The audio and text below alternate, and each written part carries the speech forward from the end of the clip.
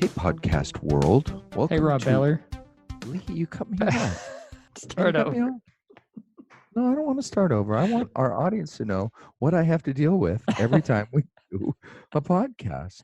Podcast world. This is my co-host, Lee Boyd, who Hi. is, full disclosure, can we fully disclose, Lee's having a little bit of a hard day today. Pretty hard day. Pretty hard day today. Okay, and even though he's having a hard day, he showed up ready, willing to do a podcast. Maybe With ready. my notes in hand. Ready might be an Well, exaggeration. ready might not be, but I did have notes in hand. Okay, all right. So, should we talk about why we're here? We're here for another exciting episode of FNO InsureTech with your hosts, Rob Beller and Lee Boyd in Waco, Texas. And we have a guest on today who we think is really special because not only is he a VP of claims for a major insurance company, he's also a customer. And so we happen to know Mick Zondory, Vice President of Claims at Kemper. And we happen to know how clever and smart and well-educated he is in property claims, and kind of a guy who's making decisions about InsureTech and buying InsureTech and on the cusp of it. Yeah. I mean, Mick is a very well-spoken carrier executive, and I look forward to hearing what he has to say about InsureTech, about where he sees the world of insurance going, and then, maybe some information into what InsureTech companies could talk about whenever they come up to a carrier. Right. One of the reasons I wanted him on was because he's a classically trained claims guy, and that's a phrase that you hear in the claims world. Are you classically trained? Which means, did you come up through the ranks being an adjuster in different kinds of ways, shapes, and forms? Right. He was a large loss adjuster. He was a casualty adjuster. He was an auto adjuster. So he knows all the different lines of business. And he's a senior executive who's making these decisions and looking out towards the future. So he brings a very claims-educated viewpoint to the conversation of InsureTech. Well, I'm excited about hearing it. Why don't we jump right on in? We'll do that. So without further ado, here is our interview with Mick Zondory, Vice President of Claims at Kemper Insurance. Hey there, podcast world. We are here today with our guest, Mr. Mick Zondory from Kemper. How you doing, Mick? I am well. Thank you so much for joining us. Where in the world are you today? I have a nice working day from home in Winston-Salem, North Carolina. A bit overcast here, but it's beautiful weather altogether, and just happy to be working out of my 8-foot by 8-foot hovel that I have here in the back of my house. 8 by 8. Actually, it was by design. So I designed my house, and one of the things that I made a mistake in my last place was I had a very large office. It was a 500 square foot office. I cut it in half. One half was my office, so I had about 250 square feet. The other half was the playroom for my boys when they were growing up, which wasn't well thought out. Right, having your office right next to the recreation room. Right. But I have a bad habit of collecting things, and consequently my 250 square foot office was absolutely jam-packed with papers and files and old tools, and you name it, it was in there. So I thought, I'm not sure I've changed my behavior any. So if I limit myself to only 64 square feet, that's a much smaller area that I can clutter.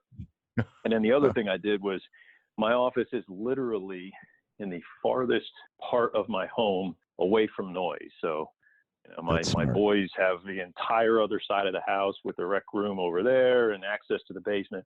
So I'm literally on a little peninsula of my home. So it's pretty nice, actually. You're on Mick Island, you might say. I like that. So full disclosure, Mick is a member of 470s, and we thank you for your business. We've been working for you for a couple of years now. And let's jump in and talk for a minute about what the heck it is that you do. You are the VP of Claims at Kemper. Explain to our audience what you do and what your span is, and what Kemper is as well.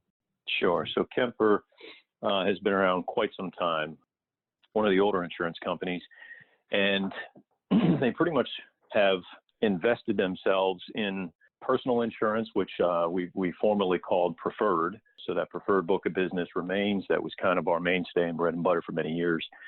In more recent times, we've acquired several companies, one being Alliance United, and another most recently being Infinity Auto, both non-standard auto companies. So in the claims world, we have essentially the non-standard side and we have the preferred side, or the personal insurance side. So I have all of claims over the preferred side of the house, and several of my peers manage the claims on the non-standard side. So I have property and auto. In non-standard, it's almost entirely all auto. And also part of what I do is manage the catastrophes and the catastrophe response. And I obviously work with many of my business partners to do that. But because the vast majority of the dollars that are spent during a catastrophe come out of the property line of business, I pretty much own the catastrophe response for the company. So it's a big job, and expectations are what they are. But so far, I've been with Kemper. I'm coming up on, I think, September 18th will be 2 years. It's been a great ride. Haven't at all ever regretted coming to the company. It's very, very challenging. Obviously, the growth that we've experienced has presented many challenges as well. Acquiring new companies is always exciting, but constant pursuit of improvement while you're growing at an exponential rate seems to be more than challenging at times. But putting together a strong leadership team has been what I've been focused on for the last year now. And I'm happy that we've been able to assemble a strong collection of people with diverse abilities from many different companies. And also, we've been able to leverage some of the Kemper staff that has been here for quite some time. The institutional knowledge that they carry has been fantastic and a huge help. Sure. It's nice to have somebody who knows the waters to help you navigate, right? What's already there. So you're a property guy. Is that where you came from? Predominantly my career has predominantly been in property. Yep, that's right. So I started with the Hartford Insurance and was with them for about 13 or 14 years. And I worked my way up through the ranks, really from a desk adjuster. And when I left them, I was helping with catastrophe management. I had run field teams during numerous storms.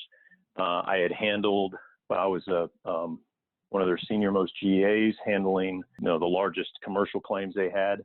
And Hartford was predominantly at that time commercial. I don't know where they're at now. I haven't really followed too closely what they're doing. But then I left there and went to Selective Insurance, and I was hired as the assistant vice president of large loss and catastrophe. And then 2 years later, was promoted to VP over commercial and personal lines, property claims, and also catastrophe management there. And spent about just shy of, it's about 7.5 years at Selective. And you're a trained adjuster, yes? I mean, you went through adjuster school and you came up and. Oh yeah, absolutely. I know that I'm bona fide.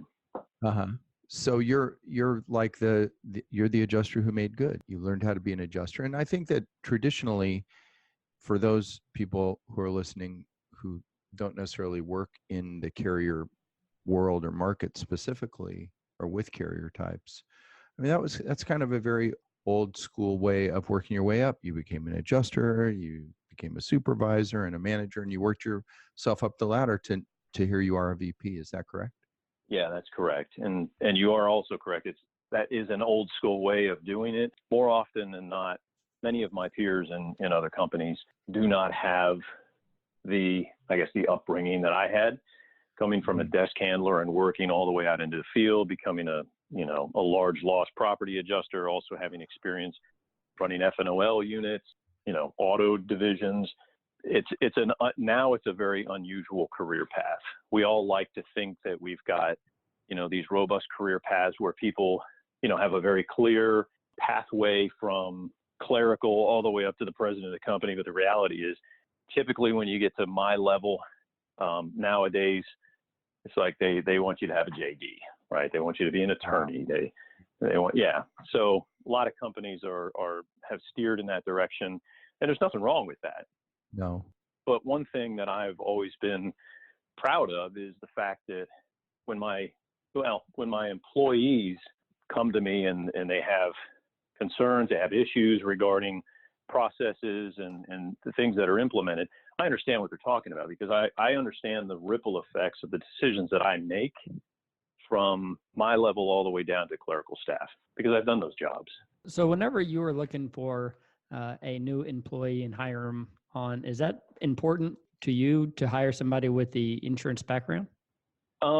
It depends on the position. So if we're talking property, when I look at a property field adjuster, let's say, there's a lot of independent adjusters that would apply for positions that we have, open field positions.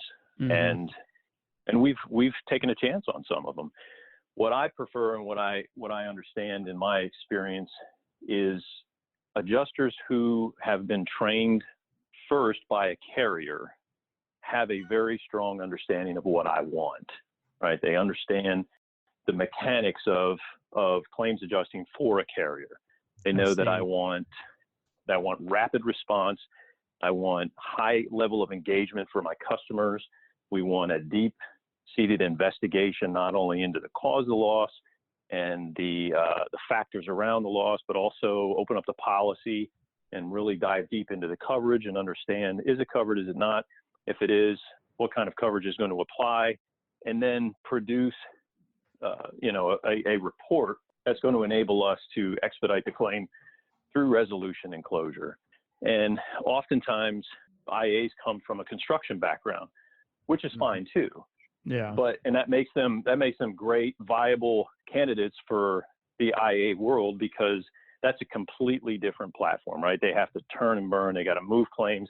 They get those estimates out, and they got to get on to the next one. And guys that have strong construction backgrounds are really good at doing that. Yeah. That doesn't necessarily work or translate well into my world. So for that position, we like somebody that's classically trained by a carrier, and it varies by position. So that's one of the reasons that we wanted you to be on today, is because of the real solid and extensive background that you have in insurance claims.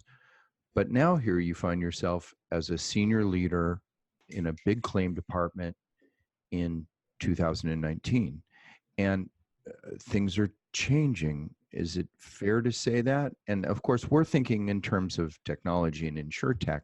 Right. So with that in mind, are things changing, Mick?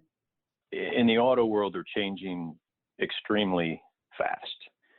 Technology is really threatening to take over. And of course, and this is not quite as big in property. So I'll talk about auto first. Sure, the please. technology that's out there for auto is pretty fascinating. It's scary too.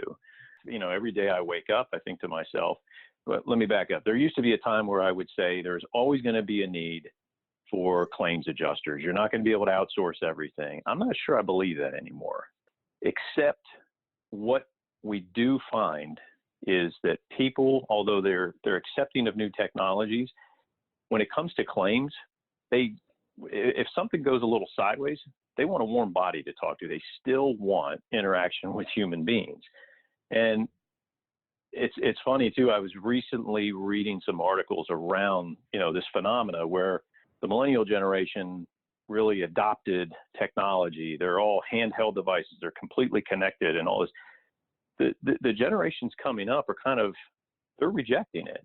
And they're going back to, now I'm not saying they're wholeheartedly, rejecting it and they're not using their smartphones. That's not the case. And this is getting a little deep maybe, but philosophically. Okay. That's okay. But I believe that at some level, human beings need interaction with other human beings. And the technology is just it's not filling that void. That said, getting back to answering your question, technology is moving at a very, very accelerated rate, and it will not be long before much of this stuff is automated. And there's an algorithm for everything. It's like there's a pill for everything. If you got if you got a pain, you can take a pill for everything. There's an app for everything. Let me tell you, there seems to be an algorithm for everything, and people are figuring this out. Very, very smart people, much smarter than myself.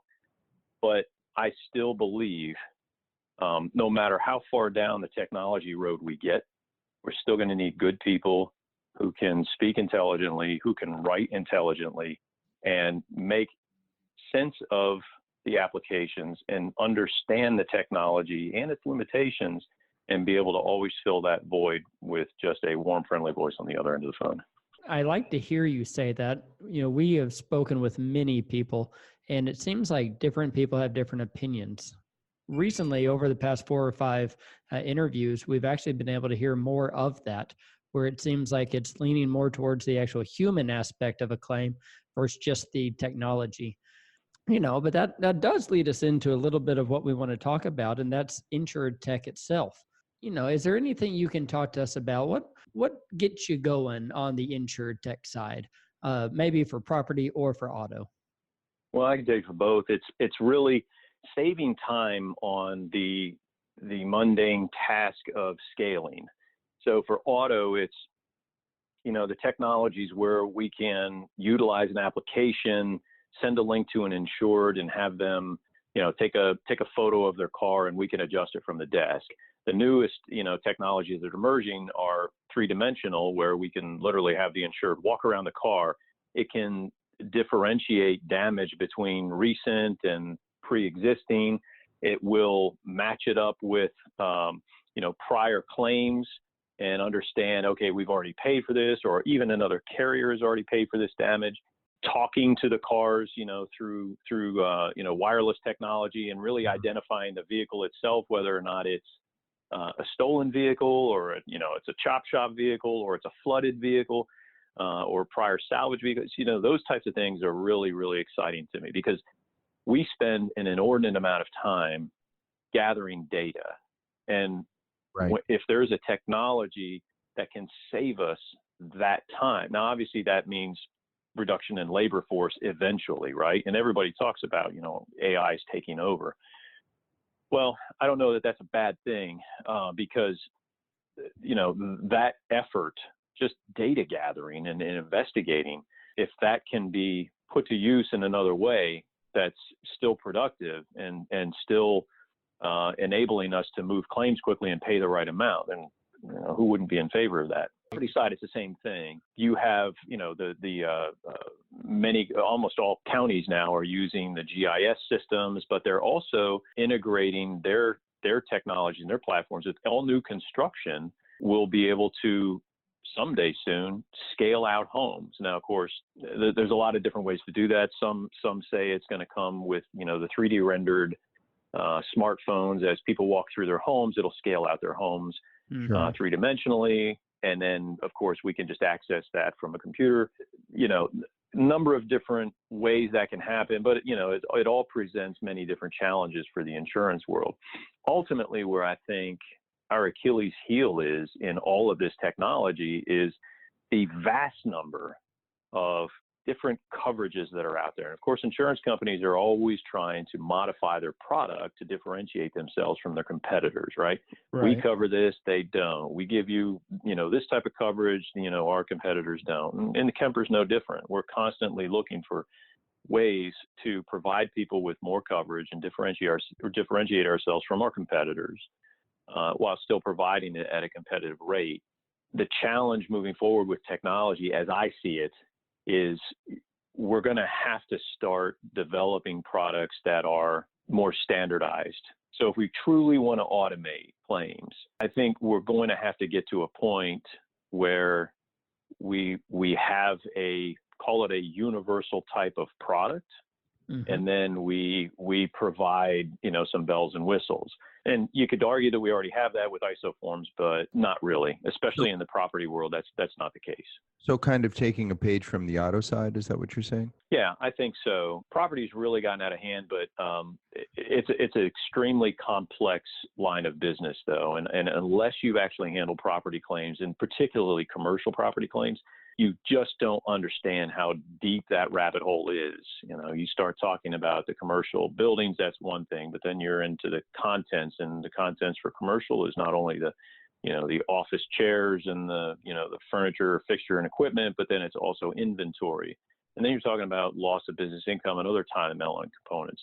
Never mind your builder's risk coverages and ocean marine, all the inland marine coverages, and now you have information technologies that are being covered under property coverages, and it's a very, very complex and technical mammoth or behemoth that has gotten, I think it's gotten out of control over the years with regard to how we cover things. And I believe also you're seeing some companies draw back from that because the costs of adjudicating those claims have gotten so high. I'm not even talking about the cost of the claims themselves. I'm just talking about the cost of actually handling the claims because of the technical aspect of them, and then the complexities of the policies.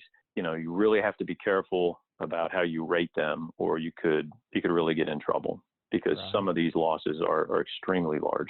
So are you in a position today where you're being shown and pitched and sold on a lot of different InsureTech tools and technologies and ideas? I have literally employed a person on my staff to take those calls. It is the phone rings off the hook. It is really? nonstop in auto, in both auto and in property.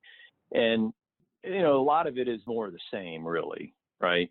But that doesn't mean that we don't, we disregard people and just say, you're just pitching something that we're already using. We always give people their 5 minutes. We want to see, because you just never know. You never know who's got that next, who's the next Microsoft and has the next Windows. Mm-hmm. And I mean, that's obviously not a good analogy, but it's true. These things are being developed so quickly, and there are so many intelligent people out there that understand how big that market is. And we don't want to turn our nose up at any startup company that has, the next shiny red button, because it could be the one that saves us millions of dollars a year, and also improves our customer service and cycle time and that sort of thing. So you had to add a staff almost just to I would like to think that, even though I'm a vice president, I would like to think I have that much authority, but no, I repurposed one of my people and told him, oh yeah, by the way, here's another hat. That's that's essentially what I did. Yeah. Everything you do, here's more. Right. That's right. Yeah. They do it to me, so I do it to them. Well, it all goes downhill. If you want something done, give it to a busy person, right? One thing I've learned how to do, I've learned how to delegate. I think it's obvious for everybody that's listening that you work both in auto and property today. But are you excited about the next few years of property? Do you think like in 10 years, it'll look real different? Because I agree with you. And I think that, one of the most complicated parts of property is certainly no two subdivisions are alike, but often no two homes are alike. Different materials, different way it was constructed, so on and so forth. And so it's impossible to standardize. So to come up with standardized tools to work with non-standardized product is hard. Do you think that those problems get bridged in 5 or 10 years? I mean, when you look out in the future, do you think it's going to be really different than it is today? You said that you see people staying involved in it, but what about the actual getting it done? So that's a great question. And this is, of course, my own personal opinion. And my experience has taught me to never bet against technology, right? I used to say, they'll never solve X, right? And of course, they solve it with Y. But the timing and knowing how long it is going to take to standardize things, and for the reasons that you've brought up, not least of which the infinite number of building materials, infinite number of building construction techniques. Just like the auto industry is, a windshield, you used to be able to replace a windshield for $200, and now, some cars is $3,500, $5,000 for a windshield because of the technologies that's in them. It's the same thing with homes. We're seeing products in homes, smart products being put in homes. I'm not just talking about appliances. We're talking about smart windows, smart floors, smart systems that control your entire house. And these things weren't necessarily contemplated when people were writing rate sheets. And now they're coming up with cool technologies to help mitigate losses, like, leak detectors and things like that. And of course, your technologies where you can carry your theft prevention or your, security system on your smartphone. But the reality is, I personally don't think that in the next 10 years, the property landscape is going to look that different. I really don't. I think there's just too many things to solve. I also believe, like I said, the policies being as complex as they are, particularly in the commercial line of business, and the visceral competition that's out there between carriers, I don't see that changing anytime in the next decade. So whenever these InsureTech companies are reaching out to you, what are they pitching to you to tell you that things will be changing? Are they thinking that things will change? Yeah, I mean, and they have to, right? Because that's their business. Their focus and their vision is on, how can we automate the world? For me, it just goes back to my basics, which is how do I handle a claim quickly, accurately, and still provide, excellent world-class customer service to people. And it sounds hokey, but that's really all it is, right? It's right. I got to pay the right amount. I got to pay it as fast as I can, and I got to retain that client. I do not want to lose my customers, and that's very, very challenging. When you introduce technologies, you lose the human element, and you lose the most important part of that is the customer service aspect. So if a company comes to me and they pitch a new technology, one of the first questions I ask them, and they always look at me puzzled, is how is this going to help me retain my customer? Oh, we can do it fast. No, I get this might speed things up, but how is it going to help me retain my customers? Because you're going to go to my competitor and pitch the same thing. Right. If it doesn't solve three things, and that's, accuracy, speed, which is the resolution part, and customer service, then, I'm challenged to really understand the efficacy of a new technology that's introduced. Doesn't mean we don't go for it. It's that human element is really, really missing. Everybody wants to pitch, weather technologies and give you more and more and more. There's tons of data out there, and I'm flooded with it, but there's only a small amount that I really need to run my shop well. I think that you're hitting on, something that's really important, and that is, what's your goal? What's your goal? And, right. Different claim departments and different management have different things that they're trying to achieve or accomplish, depending on the company and how they operate. You guys aren't a mutual; you're a stock company, correct? And so that's correct. You might skin it differently than somebody else will. One of the things I see with InsureTech is that there's so many tools, it's hard to narrow them down. And I'm sure that once you choose a tool, it's hard to integrate it into your workflow. Is that correct? Rob, that's probably one of the most challenging things that I have, because, you think about Kemper uses, let's go down the property line for a second. Kemper uses Xactimate. So we use an Xactware product, and that's what we are writing all of our estimates on. And that, of course, is the industry leader in that estimating platform. And if we adopt, let's say, Xactware, I think is owned by Verisk. I think it's a Verisk company, right? Right. If Verisk is huge, so if they buy another company and they come and say, hey, you're using Xactware, here's another product that we have brand new out of the box. Look at this new shiny red button. And it's exciting to jump at those things and say, oh, well, hey, what if we can consolidate our billing? It's going to save us time. We can just pay one billing. Maybe we can have an economies of scale and get a discount because we're already using Xactware. And all that gets exciting, but you hit the nail on the head. As soon as I introduce a new technology to my staff, I have to have IT spend, ridiculous amounts of hours trying to implement that so that my staff can actually use it in an intelligent way that doesn't cause them more duress, more time, and slow the process down. So that's one of the things that technology I found, you don't have to go any further than email. Mm-hmm. You know how much time I spend all day long answering emails? It never was this way. So when I started 24 years ago in the industry, I still, when I was a general adjuster handling, multi-million-dollar commercial property claims, that was probably going back 20 years ago. I still mailed my file to home office, literally packaged it up into a banker's box, mailed it up, and somebody reviewed those papers from end to end. They would review those boxes and then ship them back 2 or 3 weeks later. Now, we can all say that's really, really inefficient. And email has really helped us there. But I'm going to tell you, the amount of time that email steals away from our productivity is ridiculous. And it's no different with new technologies. You have to be very, very careful about that shiny red button that you want. Yes, pressing it is easy, Mm-hmm. but wiring it up and making sure that you understand the ripple effects and how it's going to impact the people that actually have to use it. Again, that's one of the things that I'm cognizant of all the time is what are my decisions going to do downstream?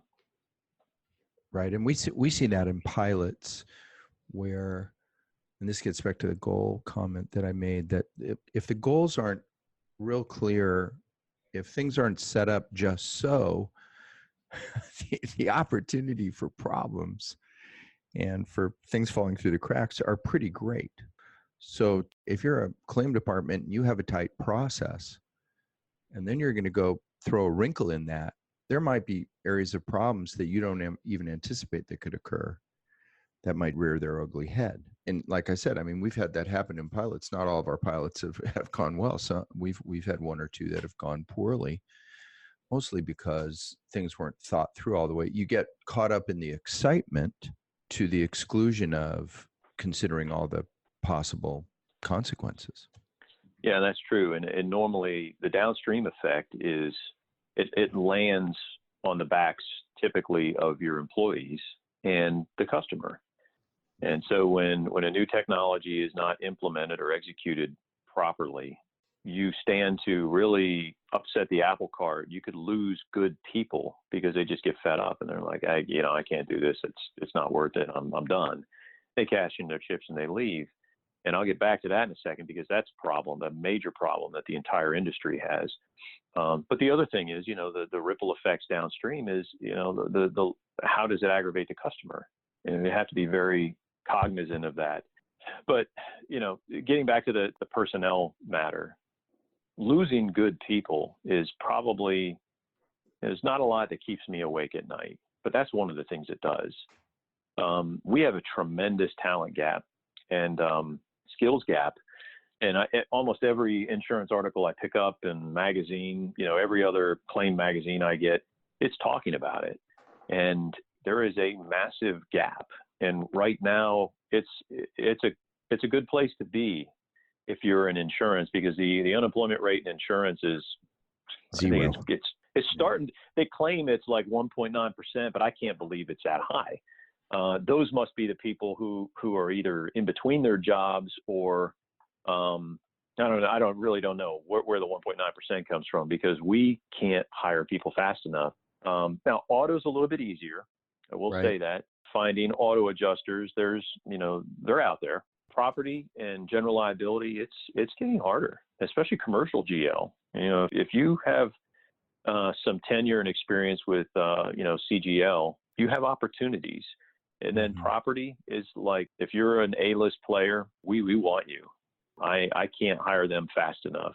Now the challenge there, the real challenge is I need them in certain places. If you're a rock star property adjuster and you got your scars and your marks and you're good to go and you live in Paducah, Kentucky, I'm not sure I can use you.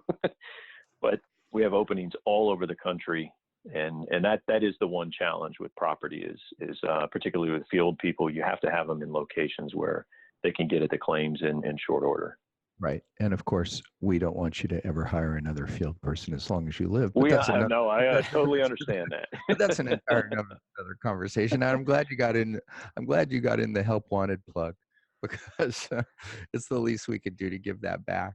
But seriously, we're running out of time. But there's one area that I wanted to go to before we say goodbye, and that is for those people who don't know Mick Zondory, a super talented woodworker.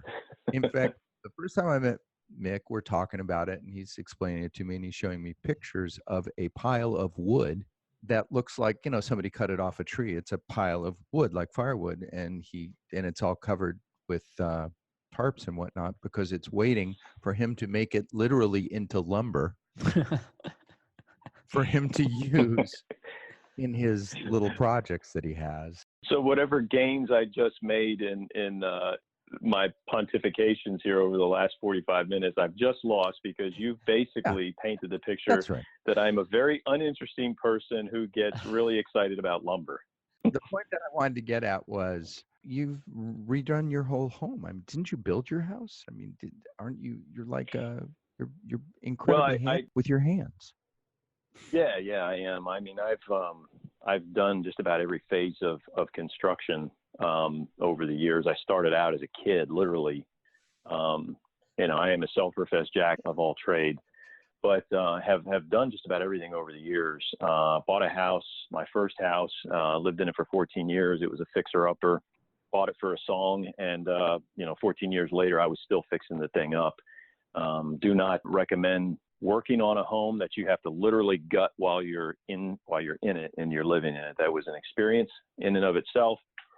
They say it was a labor of love, but I loved none of it. Had I been able to do what I was trained to do, and that is work on the house when it was unoccupied, that would have been fantastic because it was an old 1840s home. But I did not build my current home. We did put together our dream home here, and we built it 4 years ago. I designed it, and my contractor was he was pretty fed up with me because I only lived a mile away. I was here every day, and I was telling him how to do his job. But he was a good guy, good sport, and built us a fantastic home. But now there were elements of it that I left undone because, as you mentioned, I do woodworking, fine woodworking. I do look out the window at trees and see how beautiful they are, but also picture them furniture and, and flooring, and have solar wood kilns and dry lumber. And I'm actually getting ready 3 weeks from now, getting ready to break ground on my new cabinet shop. It'll be kind of my dream shop. And I'm pretty excited about that because I can finally get some progress on my honey-do list. So for those of you out there who are thinking about bringing different kinds of tools to Mick in his work, just know that the man knows tools. So.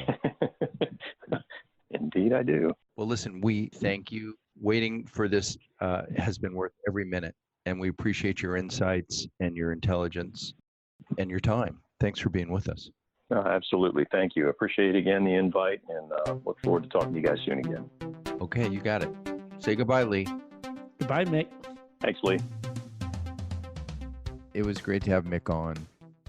Great to hear what he had to say. And when we have people on like Mick, it makes me think about the InsureTech people that we have who listen in on the podcast and the learning that they can do from listening to insurance professionals, because that's where they're saying, I mean, those are the people that have to say yes and buy it. Right. Buy their product or service or tool or whatever it may be. And I think that a lot of what he gave today were good insights and tips into what's going on in the mind of a senior manager. Right. And that is is it going to help me go fast? Is it going to help me with my accuracy? And is it going to promote the customer experience so that I retain people? Because as we all know, most customer losses happen because of the claim. Right. They have a bad claim experience, they leave. So how can you, the InsureTech provider, help me solve those problems? Yeah, I agree with you. I think those are great questions for everybody to ask themselves whenever delivering a product to a carrier.